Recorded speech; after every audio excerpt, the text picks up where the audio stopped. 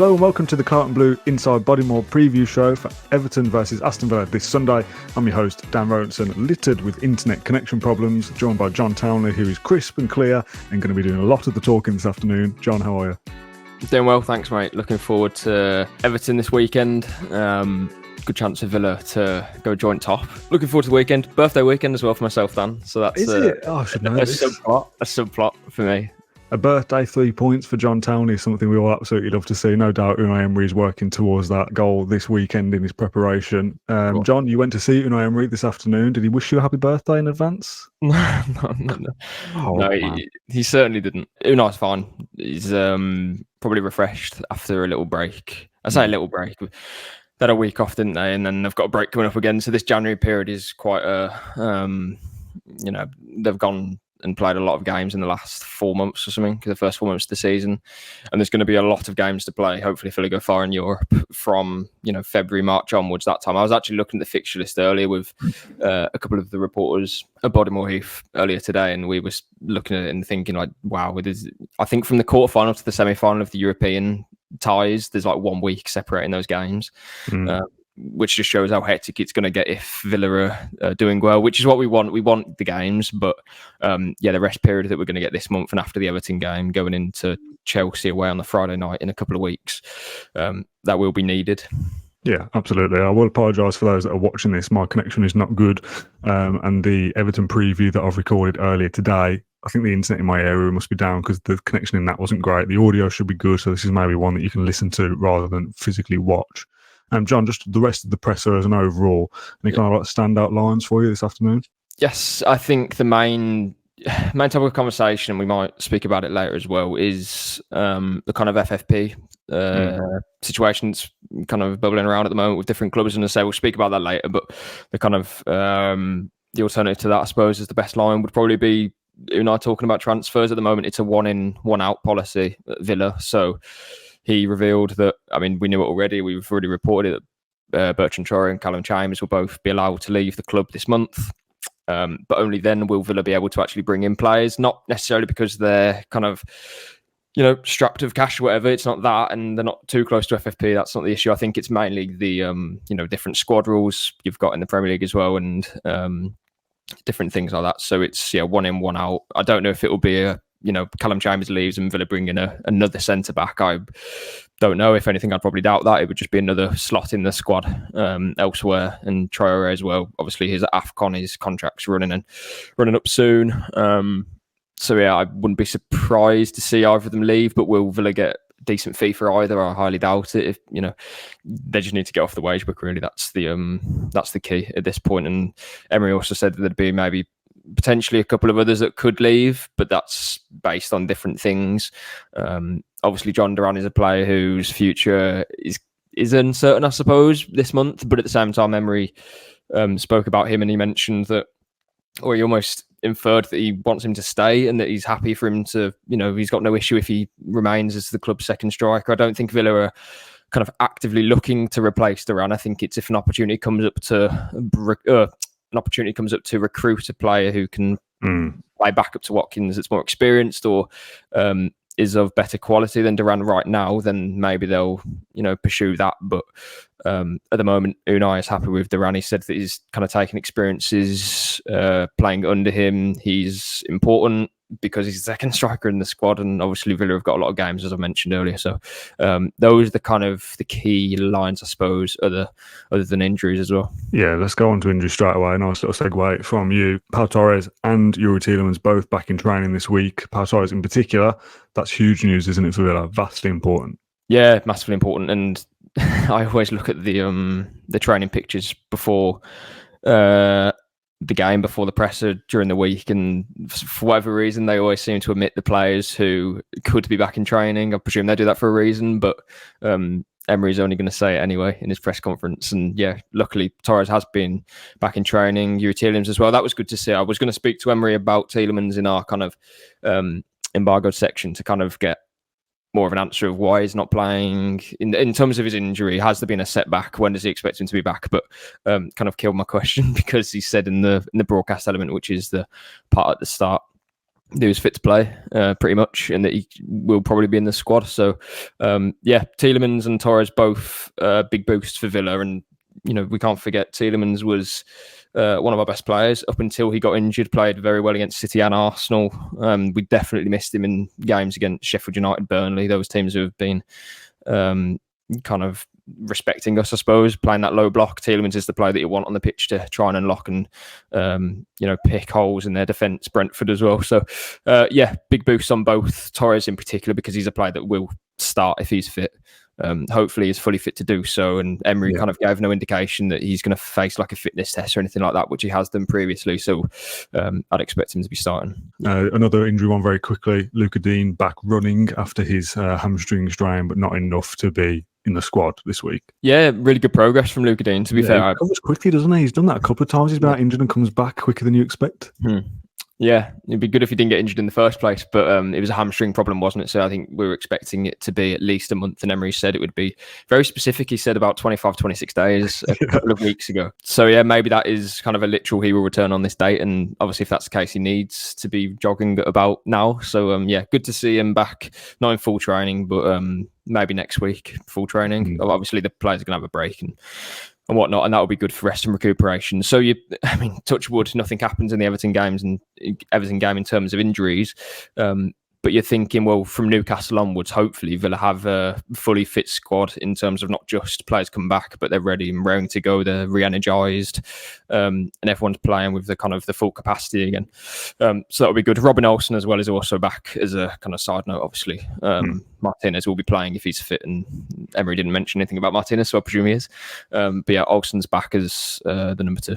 Let's absolutely flip the order of the show and do predicted 11 early doors. Do you want to run me through, what is this again? Your expectations of what Emery will do? Is that how we do this? Okay, go on then, run me through it. It's not what I want or anything like that. It's what I think Emery will do. So, Martinez in goal. I think he'll play that back 3 again, or that back 5, however the 3 centre-backs variation. So Conte's right back, Carlos and Pau Torres, left back, obviously, Alex Moreno as well. Kamara, Douglas Luiz, and then I think he'll be playing McGinn off the right and Jacob Ramsey off the left, Leon Bailey and Ollie Watkins up front. I think that's probably... Jacob Ramsey has been playing within himself, I think, recently. Well, I'd say before... honestly, I think it's before his brother came on against Villa when he played for Burnley. I said at the time that honestly, as soon as he came on, he just felt confident again. And it was almost like he was playing with him in his back garden and he wanted to kind of show off a little bit. And he's got a swagger back, I think, because in the Borough game, there's a few occasions where he would glide down the wing. And, Villa weren't at their kind of free-flowing best because firstly, they didn't have to be. And secondly, they were playing in kind of first gear because... 3 points weren't up for grabs, and I know there was a place in the 4th round and a chance to win an FA Cup game for the first time in 2016. The club hasn't done that for a long time, obviously, but that I think was just a good chance for Ramsey to kind of get minutes in his legs and get his confidence back a little bit, and I think he has. So I'm happy for him to start against Everton.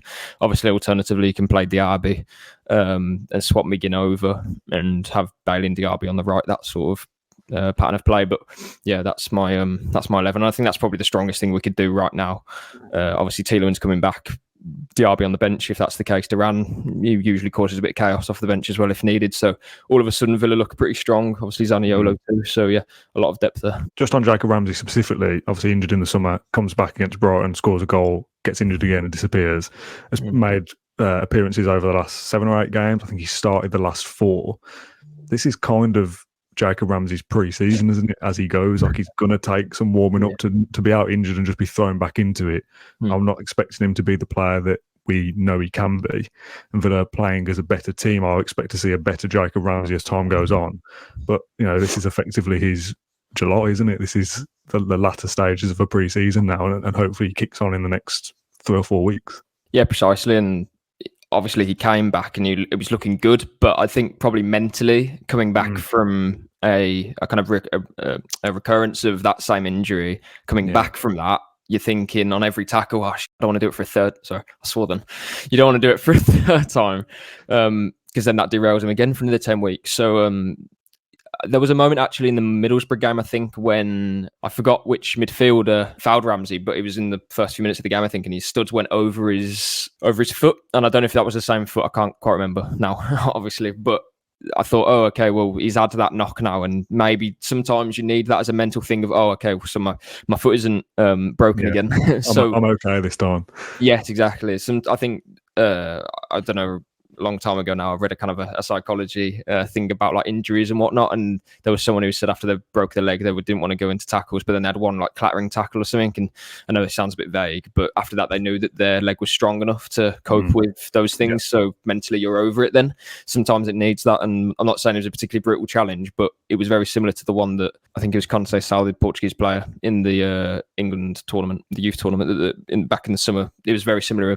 Kind of tackle or foul. So yeah, I think it's about getting back that confidence. He seems to be fit enough now to play those 90 minutes. As you said, Dan started his last 4. He's played pretty much 90 minutes, I think, in 2 or 3 of those games as well. So yeah, and once he's going to get going, he's a fantastic footballer, he's a fabulous player. And there was a bit of criticism of him on Twitter recently. I don't know if that's why you asked the question specifically, but I think that's just football fans, and it's something to talk about. But honestly, when he came back against Brighton, I thought, well, this is the exact player that we had for the back end of last season that scored or had 4 of the 5 goals. He was involved in 4 of the 5 goals that we scored against Tottenham, Liverpool, and Brighton to get us into Europe. So we know he's a big time player. I think it was 9 goal involvements in the last 11 games of last season as well. So he steps up. And yeah, for the age it is at as well, he's got loads of room for improvement, and hopefully against Everton he can play and play well. Yeah, you mentioned looking into psychology in football there. Have you ever looked into VR in football, John, or are you going to be doing that next week, maybe? That's a big teaser that is done. Well, I say teaser, it's pretty obvious what we're going to be doing now.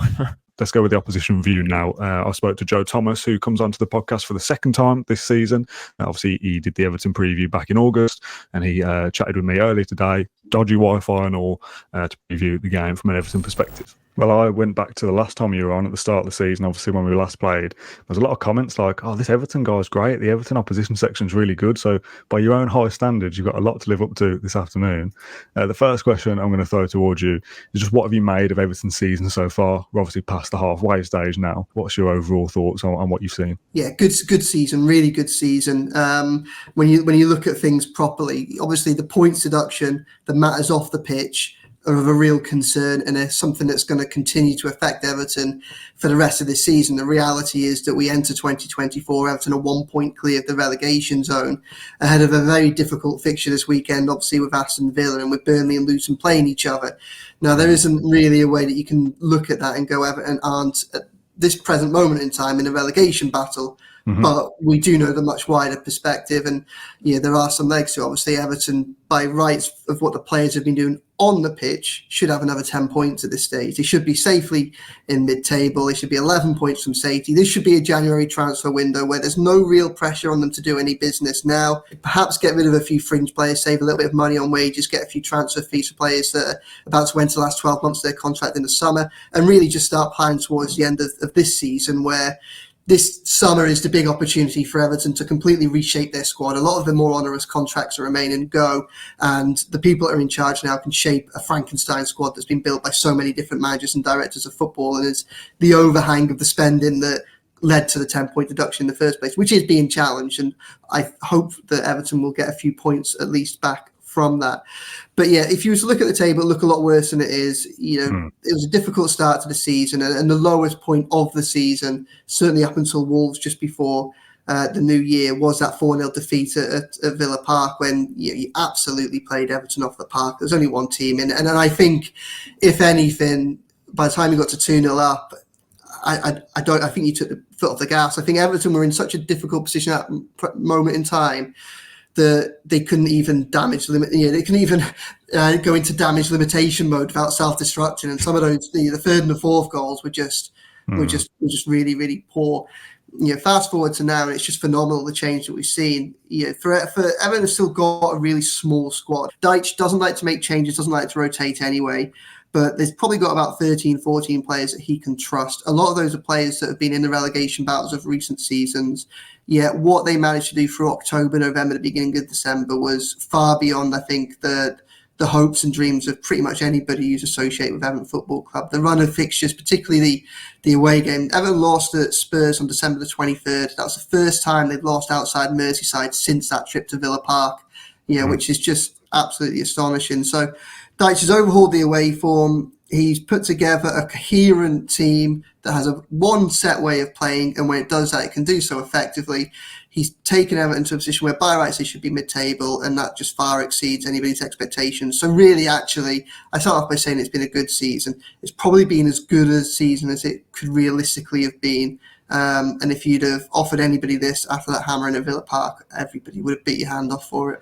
You could probably say Sean Dyche is the answer to the next question, but I'll ask you for a player rather than the manager. If you had to pick a standout performer this season, someone who's done their job really well, could you pick me one individual? Yeah, absolutely. It'd be Jared Branthwaite, centre-back. And he's a centre-back that didn't play in that game at Villa Park. His emergence into the side was as a result of that performance and with how easily Villa picked Everton apart. It marked the end of the James Tarkowski-Michael Keane partnership for the start of the season. Jared Branthwaite, young lad, came up through Carlisle. Everton picked him up in the latter part of his teenage years for £1 million or so from Carlisle. And then he's flirted with the first team for a little bit, had a few games under Carlo Ancelotti. And then last season he went on loan to PSV Eindhoven, and that was his breakthrough year. The 12 months from January to December 2023, he couldn't really have asked for anything better. Young centre back, tall, about 6'5", big physical presence, also quick, reads the game well, can play with both feet, and he's your perfect centre back really. And he went on loan to PSV, didn't get many games first half last season. Conversation between Everton and PSV around this time of the year. He got into the side. Once he got into the side, he just took off, became a big part of the second half of their season, played in the Europa League for them, won their version, won the KNVB Cup with them, went to the Euros with England under 21s in the summer. Didn't really play in that. He was a squad player, but obviously they won. Got his break into the Everton first team after the Villa game, hasn't looked back, started every game that he's been available for since. And the reality is that he is probably on his way to becoming a £100 million player next summer. Real Madrid are one of the many clubs that are tracking him at the minute. I'm well aware of the intensity of the praise that I'm throwing his way, so I'm not using it lightly. But there won't be a heavyweight in Europe that isn't looking at Jared Branthwaite right now because of everything that he possesses. 21-year-old lad, like I say, centre back who can dominate in the air and play with both feet. Had a brilliant season so far. Been a big part of Everton's resurgence. Got his head on his shoulders and will be pushing, I think, for the England senior team in the Euros this summer. Gareth Southgate's had a little bit of a look at him. He found himself last summer behind the likes of Taylor Harwood-Bellis and one or two others, and Levi Colwell it was in the under 21s. Reality is he's probably leapfrogged both of them. Taylor Harwood-Bellis obviously playing in the Championship with Southampton. Colwell playing for Chelsea off and on and sometimes out of position. So really, he probably is pushing for a squad place. He's a very, very good player that there's a lot of interest around. He's one to genuinely be excited about. This won't really affect Aston Villa this weekend. It was very unlikely to, at least anyway, unless you sign somebody out of the blue now, effectively, to register them in time for Sunday. But do you expect just overall Everton to do any business at all in January, this window? Very little. There isn't any money, or if there's very little money. There's a takeover that's trying to happen at the moment. An American group called 777 having their takeover bid being considered by the regulatory bodies. That really is just down to the Premier League now. We don't know if it's going to happen, if they're going to come to a resolution this month or next month. If they come in before the transfer window, it won't make a difference. They have it's one of these multi-club models, and they have their control over several other clubs around the world. And theirs isn't an approach which is we come in and we spend big on transfers. It's more they shore things up behind, or try to shore things up behind the scenes. There's a lot of troubling reports about how their ownership is going to other clubs. It's a really difficult one for Everton and Everton fans to kind of get our heads around at the moment. But there's uncertainty whether it gets approved or not. Like, there isn't really a positive outcome, I don't think, in the short term for Everton. But yeah, no one significant. If they do bring anyone in, it'll be on a loan or a loan to buy. That's if it's for the first team anyway. They're trying to sign Hannibal Mejbri from Manchester United, but it looks like they're probably going to lose out to Sevilla on that. It's Villa's likely penultimate visit to Everton at Goodison Park, at least we expect, unless we get drawn in a cup game. Obviously, you move in at the end of next season to the new stadium. Just as a wider point, really, Everton seem much better, or they are much better on the road this season than they are at home. Why is the home form not as good? You expect a kind of traditional stadium, good set of supporters might kind of help you? Yeah, Why is it that Everton are so much better on the road than they are at home? I think a lot of it has to do with the way in which Dyche sets up this Everton team. He is more than happy to concede a lot of possession. And Everton are in a system. Everton are in a situation where even at home they almost play like the away team, but it has different implications at home because obviously, the crowd have been phenomenal this season, that they always are with Everton. But obviously, there's a few more expectations on style of play and ambition at home. It's easier to put that game plan into effect away from home. And also, I think that Everton are better at teams that better playing against teams that naturally want to come onto them. And I think teams are more inclined to come onto them when they're playing at home, and Everton are away. They can kind of hit them on the break a little bit. Whereas obviously at Goodison Park, the games tend to be a little away sides. It might not be the case with Villa because obviously Villa are flying, but you're mid-table, you're bottom half of the table. Clubs tend to come to Everton and also try and play like an away side. So it makes it very difficult for Everton to then kind of shape a game in the way in which they want to, because they want a side coming onto them, and then that way they can press them, they can try and nab the ball off them, and then for Everton it's all about just directness. And not that, when I say that, I don't necessarily mean like aerial directness. It's not all route one. Quite a lot of it is ball on the floor and doing it, but it's Everton get the ball, spring forward in big numbers, and just try and overwhelm the opposition. So, and I think that's more palatable and easier to do away from home than it is from home. Villa struggle to break down sides that are happy to sit in and play them on the counter-attack, which is why you see sometimes that Villa drop points in games that you'd probably expect them to. Sheffield United at home, Forest away, teams that Villa are statistically better than, but haven't been able to pick up points, or we got a point at Sheffield United at home. You beat Man City and you beat Arsenal at home, and then you drop points at Sheffield United. That's not the way football should work. But if teams are willing to sit in and Villa are just playing in front of them and they're defending really well, we found that difficult to break down, and that's kind of the way I maybe expect Sunday to go a little bit. I will save my score prediction, though, as always, till when I'm speaking with John again in a little bit. But just to end this segment, what's your score prediction for the weekend? Yeah, I'm going to go for 2 each. I don't think Everton keep a clean sheet against this Villa side. It's a big game for an Everton side that is a small squad that's hit by injuries and a few other absences for different reasons at the minute. But it's a game they could really, really do without losing. I mean, that sounds so obvious. For all the good work they did through October, November, early December of last year, they then went and lost 4 in a row before the Crystal Palace Cup game. And they could just do with just checking the negative momentum and just giving themselves a platform for what's going to be a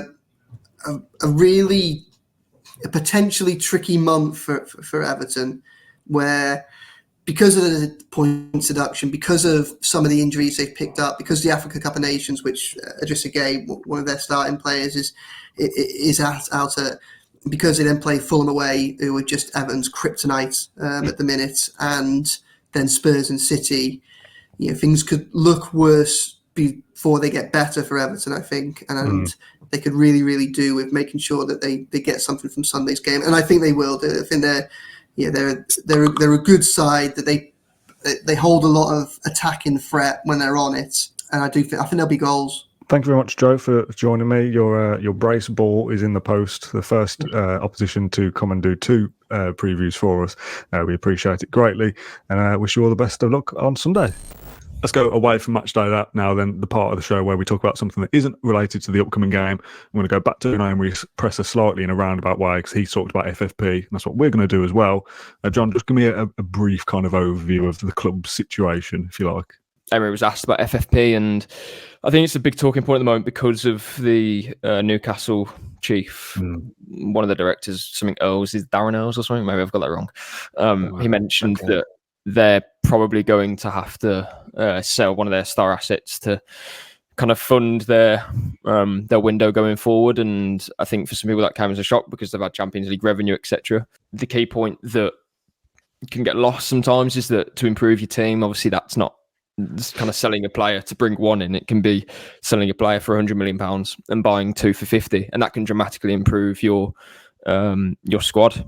So Emery was asked about it. He didn't, he's not going to give major detail, is he? And to be honest, I think the detail will be more with Monchi or maybe Damian Vidigani as well, the director of football operations, who will kind of live and breathe that every day. Whereas Emery, the reasons why those guys are at the club is so Emery can have a hands-on approach, obviously, on the training ground. And we know all of that already. But Emery basically mentioned that he wouldn't, be against necessarily selling one of his kind of, I don't want to say key players.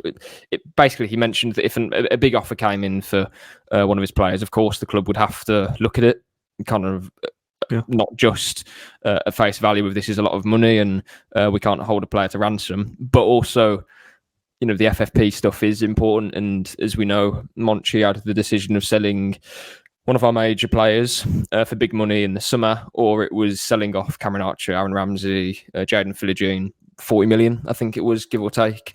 Obviously, buyback clauses in there in case they made a big error and Ramsey scored 20 goals. Archer was bagging in nearly 30 something for Sheffield United. Those things were never going to happen, right? But it's just having that kind of security of those buyback clauses. But then next summer, yes, Villa can qualify for the Champions League football, and that would help. That would mean that you wouldn't have to sell one of your key players. However, if Emery sees areas in his squad that he wants to improve, as we've seen, he sees some things that we don't. For example, Alex Moreno instead of Luca Dean. No one thought he'd be signing a left back. Pau Torres comes in. We all thought, this is going to be difficult for Pau to adapt. And yes, it was at the start, but we didn't quite realise how important he'd be. You can't play the high line without Tyrone Mings, that sort of thing. And how are you going to do it with Torres? And if anything, it's probably better now. That's not anything against Mings, by the way. That's just the general. Villa have done it so well under Emery.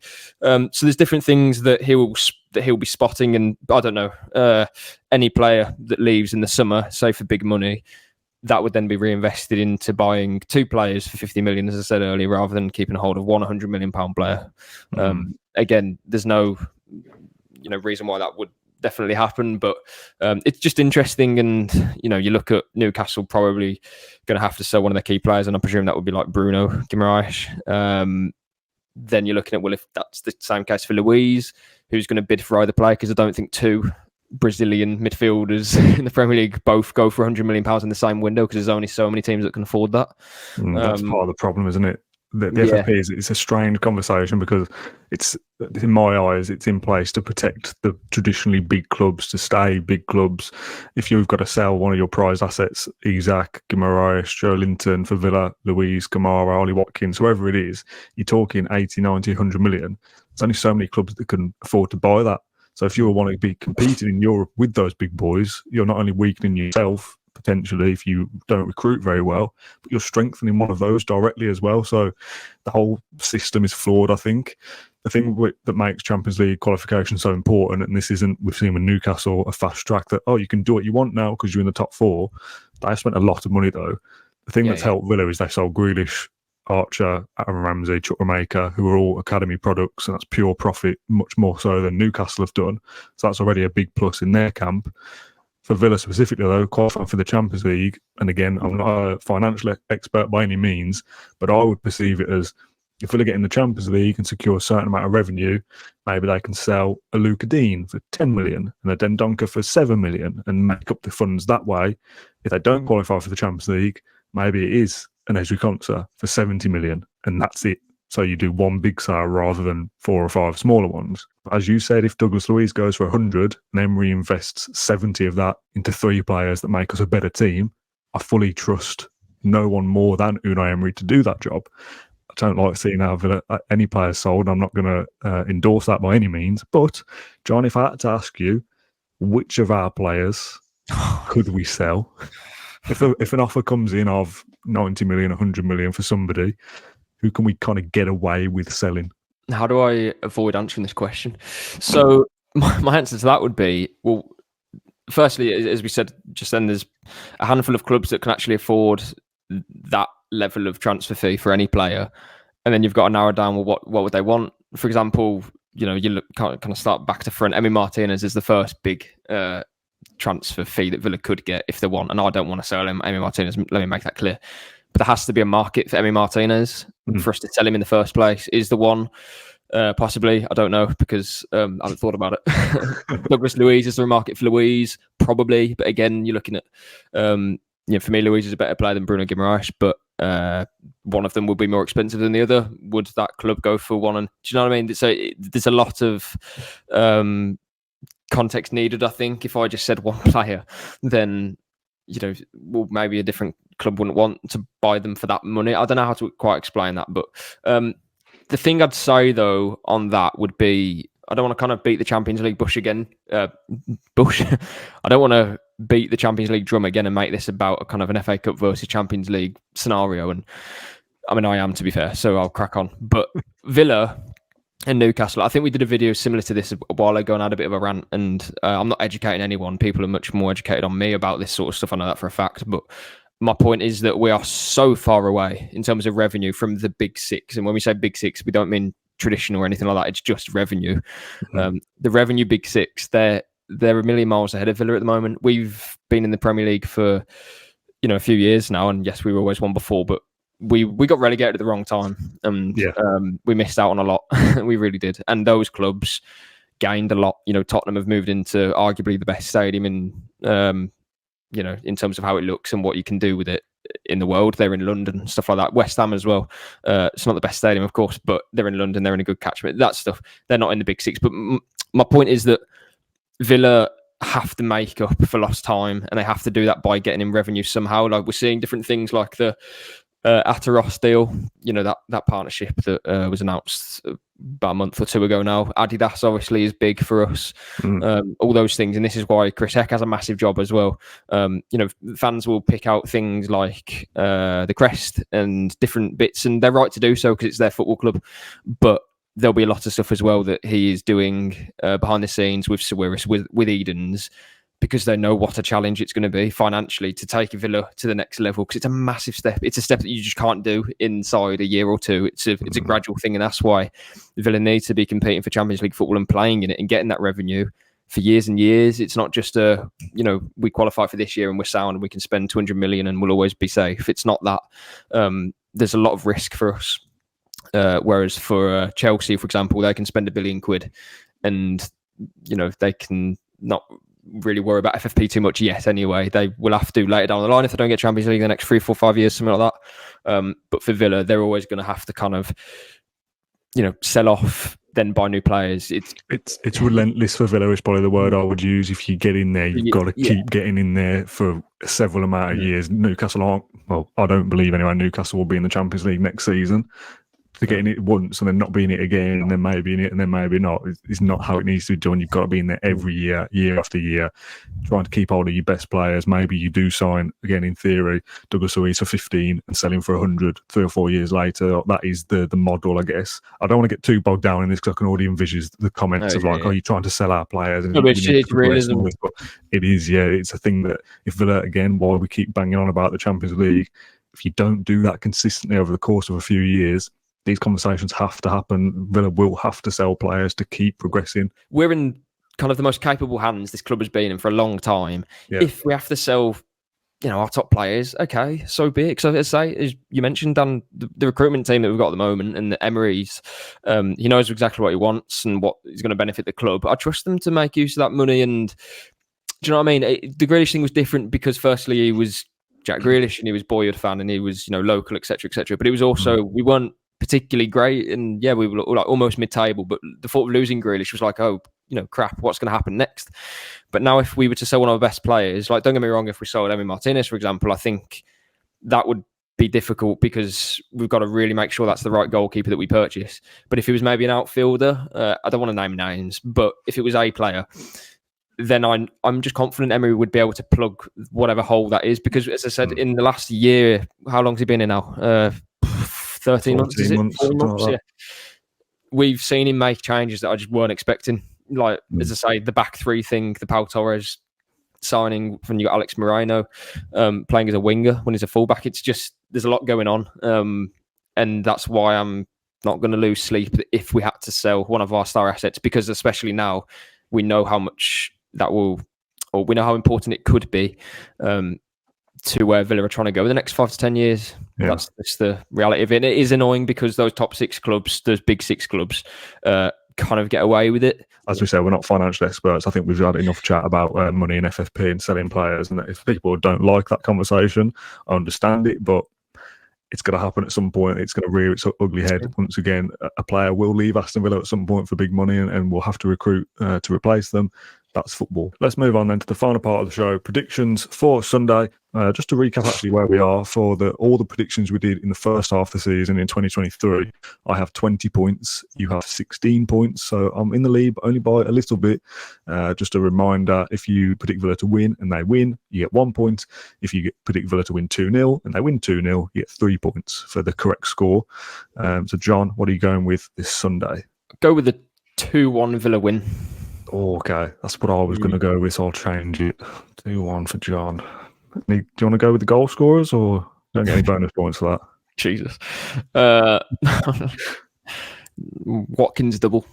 Okay, nice. I'll read a few comments from social media. Obviously, we're not doing this live, so I tweeted earlier to ask for some score predictions. 2-1 Villa, McGinn and Watkins.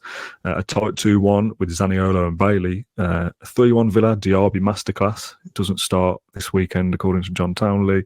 3-1 Villa, Watkins, Brace and Bailey. 3-0, 3-1, 3-0, 1-1. And 2-0 Villa. So no one predicting Villa to lose this week, and rightly so. Neither am I. I don't think I've done that all season. I was going to go 2-1 because I think it'll be tight. Joe said 2-2.